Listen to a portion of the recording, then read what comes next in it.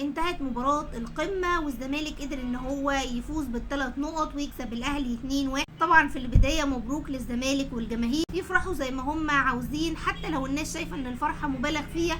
كل واحد حر يعبر عن طريقة فرحه بالطريقة اللي هو شايفها مناسبة. بيقولك ما كسبوش الاهلي من 20 سنة، فطبيعي يكون عندهم الفرحة المبالغة، وخصوصا كمان جوميز والزمالك فرحانين لانه بالنسبة لهم هم لسه مغلوبين من الاهلي في الكاس ومش عايزين يتغلبوا تاني. دي طبعا مباراة بطولة، ودي مباراة لسه في 3 نقط، والدوري لسه طويل، بس مباراة القمة احنا عارفين بيكون ليها طعم مميز. انا بس ما ضحكنيش غير الناس اللي فضلت تخبي الكور. يا جماعه والله الحركات دي، لا وقاعدين بندور على الكور يا حكم، طب حد يدينا يا جماعه الكور. اما اللي هو احنا جبنا جون في الدقيقه 87 وخلاص الماتش خلص، قفل يا بابا مفيش لعب هنا، احنا اصحاب الملعب. عارف انت لما بتروح تلعب مع صاحب الكره، هما بالنسبه لهم انا صاحب الكره والماتش خلص. والله حاجه منتهى العبث. فكروني والله العظيم بماتش الوداد لما كانوا بيعملوا نفس الكلام. سيبنا ايه لشمال افريقيا، اتعلمنا منهم كتير قوي. الله يمسيه بالخير سيد عبد الحفيظ، والله لما كانوا بيعملوا كده كان بيروح يجيب الكور هو يمسكها عشان يديها لنا.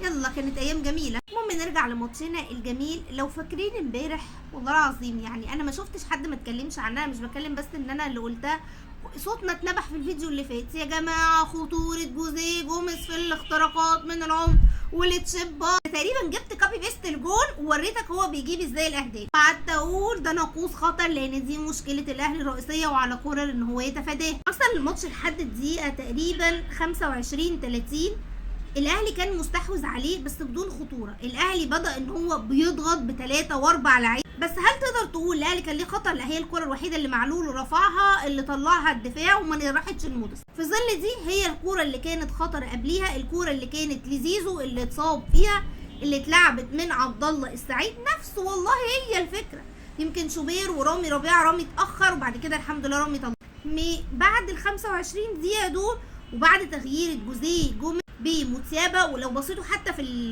لما كان السيستم عطلان عند ابراهيم نور الدين وابتدى قد ايه جوزيه جوميز كان عمال يقول له لا لازم تنزل، لازم تضغط، لازم تلعب في العمق. هو دي الفكره. ابتدى شويه الزمالك يستحوذ على الكوره ويبقى ليه نفس النمط اللي متعود عليه، هي نفس الكوره بتتكرر اكتر من اتكررت في الكوره بتاعت زيزو، اتكررت في الفاول اللي خدوا موتيابا اللي شاطه عبد الله السعيد، واحده من حسام عبد المجيد كان مكمل وطولت، ما هي كانت اوفسايد، بس هي نفس الفكره. الاهلي كان لازم ياخد باله منها. وخلاص الاهلي بيحاول دايما ان هو يخليهم يقفوا في مصيده التسلل ومش مخليهم ان هم يرتاحوا، وفجاه رامي ربيعه قرر ويقول لك لا انا بقى هغطي التسلل. وكان في لو لاحظتوا لاعب جنبه كده ورا برده كان ممكن يبقى مغطي التسلل. اخطاء دفاعيه ساذجه، والكره بصراحه من ناصر ماهر لموتسيابا، الناصر عدلها وعملها تشيك باس حلوه قوي للجزيري. مصطفى شوبير حاول عليها وكان فيها باد لك كبيره جدا. وبعدين بس انا عايزه اسال سؤال رامي ربيعه، هو انت كنت بتتمشى جنبها؟ يعني هي لما جات لك يبقى ما تتمشاش جنبها، دي بنعمل تاكلينج عشان نطلع لها، وكان بيتمشى جنبها. عارف ده ايه؟ ملخص احداث فعلا الشوط الاولاني هي الفكره دي. انا دايما كنت بقول امبارح لو تلاحظوا انه الزمالك عنده فرصه ذهبيه لان الاهلي عنده غيابات كتير.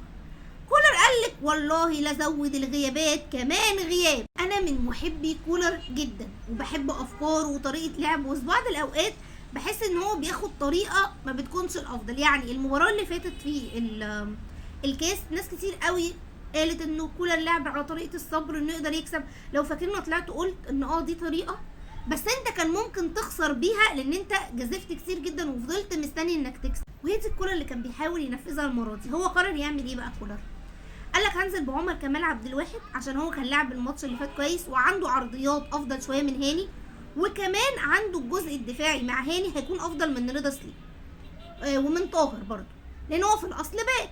فهو فعلا كان قافل على فتوح، بالذات ان هم اتكلم ان عنده هو بيعمل جوزيه جوميز زياده عدديه، فكان لو ناصر ماهر نزل هاني بينزل معاه وفتوح ما يبقاش لوحده، لا كان بيبقى معاه عمر كمال عبد الواحد. فهي نجحت جدا دفاعيا ولكن فشلت جدا هجوميا. على الناحيه الثانيه كان بيلعب بطاهر مجهود بس ما فيش اي حاجه، وكان عنوان الشوط الاول ميس باص. افشل اللي المفروض نازل يربط الخطوط ببعض، الخيوط يربط كل خط بالتاني، لا هو كان عنده ميس باص وتحس ان اللعيبه متسربعه. طاهر رخر عنده ميس باص واللعب كله كان عشوائي بصراحه. معرفش هل كولر كان خايف ان هو يبدا برضا سليم فيجهد فيتصاب وهو عنده ماتش مازيمبي يخليه الشوط التاني لو احتاج، وبطريقه اللي هو تك على الصبر في الاخر ان اقدر اكسب. مش عارفه بصراحه هو كان بيفكر ازاي كولر، لكن اللي مش قادره افهمه هو مودست. بصوا يا جماعه انا قلت لكم حتى حجز ما حجزت جاب اسيست، انا مش عارفه اللي هو انا مش عايزاه الجوائز دي. انا شايفه انه انا مش جايبه مودست عشان يحجز ويعمل لي اسيست يا جماعه، والله ما راحتلوش كوره بس انا ما شفتوش ما لمسهاش. يعني وسام ابو علي برضو في كور اول ما نزل بس بيضغط على الدفاع، بياخد في كوره احياها من العدم اللي عبد القادر عملها ميس باص غلط، هو ضغط وراح خدها ماشي ما اتصرفش فيها في الاخر بس ضغط ابتدى يتحرك. فبالنسبه لي اختيار مودست لمباراه القمه هو لغز مش قادره افهمه. يعني بلعت طاهر وعمر كمال عبد الواحد لكن ما اقدرش ابلع مودست. بتريحوا ليه؟ يعني بتريحوا لمين؟ كولر بقى قال لك انتوا كل مره بتلوموني عشان بغير متاخر، طب والله لو غير ما بين الشوطين. وفعلا نزل بالتغييرات اللي احنا كنا عايزينها، رضا سليم ونزل بسوليه مكان ندفد اللي انا مش فاهمه بيلعب ندفد 6 ليه، بس برده مش مشكله في ظل الاصابات ساكتين. ونزل كمان بوسام ابو علي، والاهلي بشكل كبير فعلا كان مستحوذ لحد ما كمان نزل بعبد القادر اللي جاب جول كويس قوي. ازاي هو اللي عامل الباص في الاول وراح في الناحيه اليمين مع ان هو وينج ليفت في غفله من دفاعات الزمالك، اللي قلنا ان الزمالك بيبقى عنده مشكله في اوقات كتير جدا في التغطيه والتمركزات، وسجل الهدف. والماتش عارف كان اخره يخلص تعادل، يعني الصراحه ولا دول يستحقوا ولا دول يستحقوا. انا كنت بتفرج مع كذا حد امبارح كده عمالين يتكلموا ويقولوا لي، وابتدت دي تيجي 85 يقولوا لي الماتش ده يخلص تعادل او الاهلي ممكن يخطف. قلت لهم انا مش عارفه ليه انا بقيت بقلق من الاهلي في اللحظات الاخيره، ودي حاجه بالنسبه لي قوي كاهلاويه مرعبه قوي، ان الاهلي اللي كنت واثق فيه اللحظات الاخيره ابقى قاعده على اعصابي اللحظات الاخيره وابقى متاكده ان هيدخل فيها هدف. انا في ماتش انبي اكاد يعني شبه متاكده ان احنا هنتعادل، زد الحمد لله يعني ربنا نجدها نوسه، وده بسبب المشاكل الدفاعيه الغريبه. وبصراحه محمد عبد المنعم من افضل المدافعين بس لازم يراجع نفسه في كور كتير جدا. الكوره اللي هي اتحسبت ضربه جزاء ده هو يعني اتلخبط فيها لولا ربيعه ان هو طلعها، والكوره اللي ضرب فيها الجزيري انت مش ضامن بعد كده، انت بتروح ممكن بتلاعب فرق تانية في افريقيا يستفزوك اكتر من الجزيري مليون مره. ما ينفعش ان انت تبقى بقى سهل ان انت تستفز وتبقى عندك تعالي شويه او غرور كده سنه، لازم ننزل شويه عبد المنعم. ورامي ربيعه احنا اتفقنا على الغلطه الاولانيه، نيجي بقى على الجون التاني. لو سالت اي حد كان هيقولك الزناري بيلعب رميات تماس كويس. عارفين اللي يحرق الدم ايه؟ انه في ظل عارف كوكبه من الاهلي، وانا قلت لكم لو تفتكروا الاهلي عنده مشاكل في الكرات العرضيه في التغطيه، وسام ابو علي بيطلع ما بيلحقش الجامب بتقع منه، والجزيري بتروح وبتيجي والجزيري واقع فهم سابوه، قال لك ده واقع مش هيقوم، عارف اللي هو ده مات يا جماعه ما ماتش، فسابوه له المساحه لحد ما قام وسجل الهدف التاني. كولر اصلا عاقبهم بعد المباراه وقال لهم عارفوا اقعدوا اتدربوا حصه تدريبيه على الشلل اللي انتوا عاملينه فيه. في النهايه هل دي نهايه العالم الاهلي خسر؟ لا، احنا مش بنتكلم وعادي، دي لسه مباراه ب3 نقط في الدوري ولسه الاهلي قدامه مباريات كتير، ولكن عارف لو احذر السياره ترجع للخلف. انا قلت الكلام ده من المره اللي فاتت، انا فاهمه ومقدره والله ان الاصابات عند كولر كتير، بس هي مش مستحمله والله يا كولر.